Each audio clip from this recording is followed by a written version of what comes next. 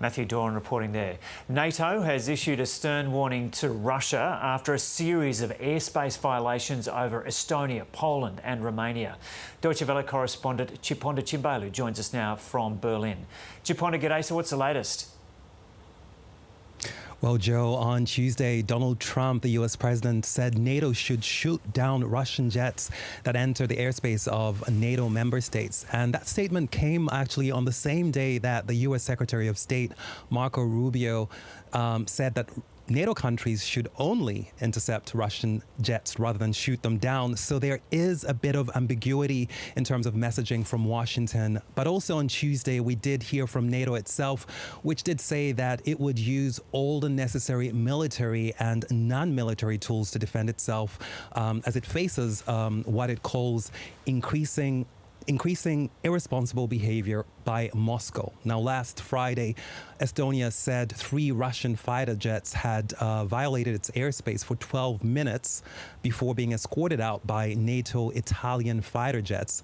The Kremlin has, of course, denied it entered Estonian airspace, but that is, of course, something that is hard for many here in Europe to believe, given that there has been a series of reports involving Russian airspace incursions across many parts of Europe now. NATO members Norway, Poland, Romania, and Croatia have all reported airspace violations by Russia this year alone.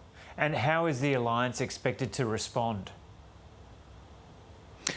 Well, some security analysts say that Russia may be violating the airspace of NATO member states to see how far it can go and what the alliance's response will be.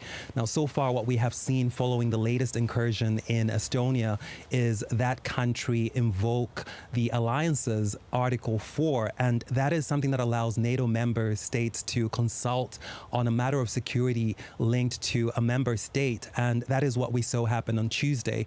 And it's something that Poland also did earlier this month after it shot down Russian drones that had entered its airspace. So these consultations can lead to a joint decision on action, but they do not have to do that. That would only happen in the case of a NATO member state invoking Article 5, which pretty much says that an attack on one member state is an attack on the whole alliance. And what could develop in the coming days?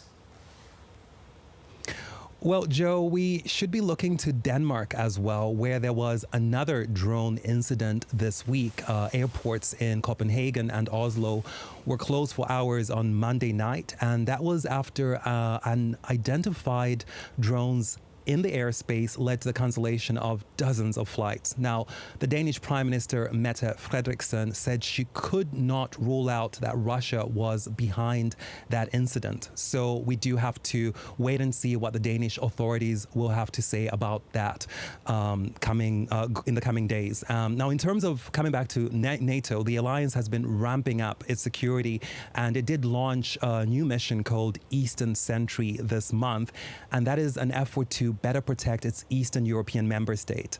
That mission is pretty much in response to Russia's violation of Polish airspace 2 weeks ago. Now, the mission integrates military capabilities that deal in a better way with drones, which, of course, we do know have been widely used in Russia's airspace violations here in the EU and, of course, in NATO countries. Okay, Chiponda Chimbelu reporting there from Berlin. A 59-year-old man has been found guilty of attempting to assassinate Donald Trump on a Florida golf course last year. The court heard